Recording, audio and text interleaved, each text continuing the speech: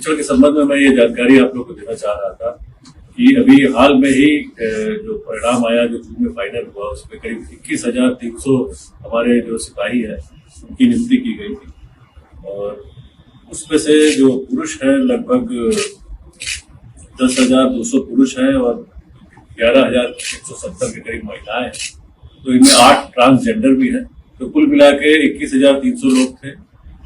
इसके अतिरिक्त करीब 1,060 लोग हमारे पहले जो सिपाही नियुक्त हुए थे उनकी ट्रेनिंग नहीं हुई, बेसिक ट्रेनिंग नहीं हुई। तो जो नए सिपाही आए 21,300 और पुराने लगभग 1,000 के आसपास हैं। तो 22,300 की प्रशिक्षण कराया जा रहा था एक साथ ही। ऐसा कभी हुआ नहीं है बिहार में पहले कभी, और हमारी जानकारी में किसी स्टेट में पहले ऐसा कभी नहीं हुआ था कि एक साथ ही इतने ज्यादा लोगों का प्रशिक्षण कराया जाए। तो एक तरीके से चुनौती थी, उसको हम लोगों ने स्वीकार किया और इसके बाद उसको जो हमने प्रक्रिया अपनाई उसके बारे में जानकारी देना चाहेंगे। हमने जो हमारे जो बीएसएफ के जो ट्रेनिंग सेंटर है उसको पहले ही 2023 में ट्रेनिंग सेंटर के रूप में नोटिफाई किया जा चुका है। तो हमारे बीएसएफ के बटालियन हेडक्वार्टर, तो उनमें से 15 बटालियन हेडक्वार्टर को हम लोगों ने ट्रेनिंग सेंटर के रूप में उपयोग किया। इसके अलावा 33 जो हमारे जो जिला के पुलिस केंद्र हैं, हमारे 40 जिले हैं, आउट ऑफ 40 जो 33 पुलिस केंद्र हैं उनको हम लोगों ने सरकार के स्तर से अस्थायी रूप से प्रशिक्षण केंद्र के रूप में नोटिफाई कराया। तो नोटिफिकेशन इसलिए भी जरूरी था क्योंकि नोटिफिकेशन के बाद हमने सभी प्रशिक्षण केंद्रों का जो ट्रेनिंग हेड होता है उसको क्रिएट कर सके और ट्रेनिंग हेड में अलॉटमेंट दे सके। अदरवाइज हम अलॉटमेंट नहीं दे सकते थे। दूसरा, इससे हमको फायदा ये हुआ कि जो ट्रेनिंग प्रशिक्षण केंद्र के रूप में मिलने वाली सभी सुविधाएं उनको दे सकते हैं। अनुदेशक जो हमारे ट्रेनर होते हैं, जिनको अनुदेशक बोलते हैं हिंदी में, उनको भी 12% का भत्ता ट्रेनिंग अलाउंस मिलता है। तो यहाँ पर जो लोग ट्रेनिंग देंगे उनको सभी लोगों को 12% ट्रेनिंग भत्ता मिलेगा। इस कारण से हमने 33 पुलिस केंद्रों को अस्थायी रूप से प्रशिक्षण केंद्र घोषित कराया। और जैसा मैंने पहले कहा कि 15 हमारे पास बीएसएफ के जो ट्रेनिंग सेंटर बटालियन हेडक्वार्टर थे वो थे। टोटल 48 प्लस एक सीटीएस स्नातक है जिसकी हमारी कैपेसिटी 1500 है, उसको हमने यूज किया।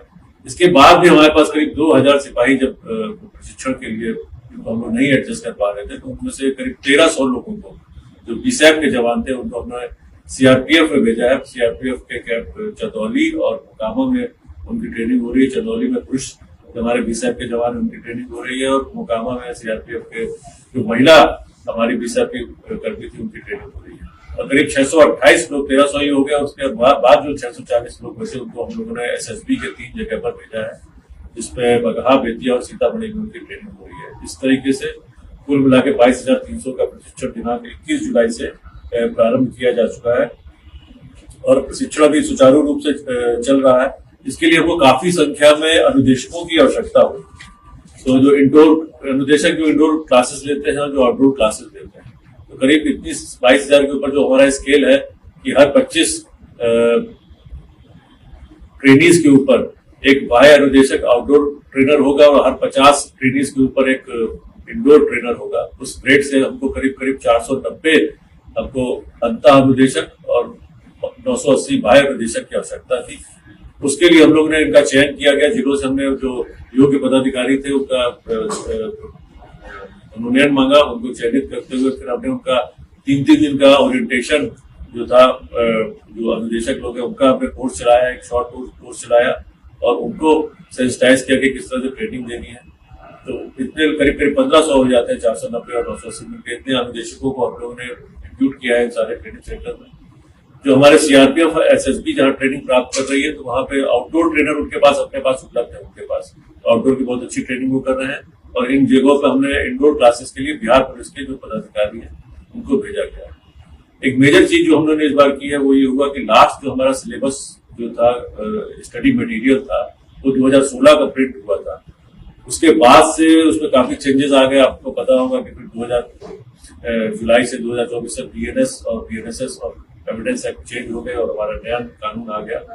तो इन चीजों को इनकॉर्पोरेट करते हुए जो पुराना जो हमारा कंपेंडियम था उससे करीब हम लोगों को 70% चेंजेस करने पड़े और हमने नया कंपेंडियम बनाया, करीब 1050 पेज का है। उसके 3 पार्ट है। तो इसको हम लोगों ने तैयार किया, लगभग इसका हमको 2 से 3 महीना समय लगा। तो सिपाहियों के जो सिलेबस है उसके अनुसार हमने जो नए कानून है उनको डाला है। कुछ नई चीजें जैसे हमारे यहाँ बिहार में सीसीए में परिवर्तन हो गया है और कई सारे आदेश जो निकले हैं। इसके अलावा सीसीटीएनएस हो गया जो 2016 के बाद से कई सारी चीजें आई हैं, जैसे कि ई साक्ष्य हो गया या यातायात से संबंध में ई डार है, आई राइड है, जितने भी ई FIR अब करनी है, स्टेशन डायरी भी ऑनलाइन लिखनी है, तो कंप्यूटर के संबंध में जितनी जानकारी थी उन सबको हमने समाहित किया है और सिलेबस नए तरीके से तैयार किया है। इसकी करीब 25,000 कॉपी प्रिंट कराई जानी है। वो प्रक्रिया भी प्रक्रियाधीन है और मुझे लगता है कि करीब 20 से 25 दिन में हम लोग इसकी कॉपी 25,000 कॉपियां प्रिंट करा के और सभी ट्रेनिंग्स को हम लोग फ्री ऑफ कॉस्ट दे पाएंगे। तो ये एक बड़ा स्टेप था। इसके अलावा DSPs की जो ट्रेनिंग होती है उसमें भी जो DPM उनकी इंस्टीट्यूशनल ट्रेनिंग होती है, उसके बाद जिले में जाके उसको वो व्यवहारिक प्रशिक्षण जो बोलते हैं वो कराते हैं। तो उसका भी सिलेबस आज तक नहीं बना था, वो भी हम लोगों ने तैयार किया है कि किस तरह से वो जो 9 महीने 10 महीने उनकी जो ट्रेनिंग होती है जिले में उसको वो किस तरीके से करेंगे। एक चीज और है, जो अनुदेशक है अभी तो वर्तमान में उनको 12% का हम लोग, जैसा भी मैंने पहले भी कहा कि ट्रेनिंग अलाउंस देते हैं, प्रशिक्षण भत्ता देते हैं, उसको हमने बढ़ा के 20% किए जाने का एक प्रस्ताव है जिसको हमने आगे बढ़ाया है। वो भी प्रक्रियाधीन है। तो मुझे लगता है कि वंस इट इज अप्रूव्ड, इसका अप्रूवल जब हो जाएगा तो 20% का जो ट्रेनिंग भत्ता 7th पे कमीशन है। एक चीज मैं यहाँ बता देता हूँ, कुछ कुछ जगह प्रशिक्षण जो भत्ते दिए जा रहे हैं अन्य प्रभागों में, आपने देखा होगा कि STF है, ATS, तो ज्यादातर जो भत्ते हैं वो 6th पे कमीशन के। तो इसको हमने जो प्रस्ताव है उसको हमने 7th पे कमीशन का जो बेसिक पे आएगा उस पर हमने दिया है। और last but the most important thing कि ट्रेनिंग में जो एक मेस का प्रबंधन रहता है, एक बड़ा चैलेंज रहता है हमारे पास। क्लासेज और हमने आउटडोर जो ग्राउंड है उनकी व्यवस्था तो कर ली है। मेस प्रबंधन के लिए पहले जो चला आ रहा था व्यवस्था, उसमें काफी शिकायतें कई बार होती थी, आप लोग परिचित ही है। तो इस बार हम लोग ने पहल किया है, तो पुलिस मुख्यालय इसमें DG साहब का बहुत हम लोग को मार्गदर्शन मिला। DG साहब के मार्गदर्शन में हम लोगों ने जीविका, जो हमारी जीविका दीदी है, उनके साथ एक MOU, जिसको समझौता बोलते हैं, MOU एक समझौता ज्ञापन किया है, जिसके साथ सभी जो हमारे प्रशिक्षण केंद्र CRPF और SSB को छोड़ के जितने भी प्रशिक्षण केंद्र, चाहे वो BSAP के हो, चाहे जिला पुलिस केंद्र हो या हमारा CTS नाथनगर भी हो, वहां पर जो मेस का प्रबंधन इनके द्वारा किया जा रहा है। तो मुझे उम्मीद है कि इसमें फूड की क्वालिटी और आगे आने वाले समय में थोड़ा ट्रांजिशन फेज में है, तो शुरू में कुछ कठिनाइयां आई हैं, लेकिन उसको पिछले एक हफ्ते में हम लोगों ने ओवरकम किया और मेन्यू हम लोगों ने रिच रखा है। तो उसको कोशिश की हम लोग कर रहे हैं कि जो भी कठिनाइयां है उसको जल्दी से दूर करके उसको स्मूथली रन कराएं। तो प्रशिक्षण के संबंध में इतनी जानकारी देनी थी आप लोग।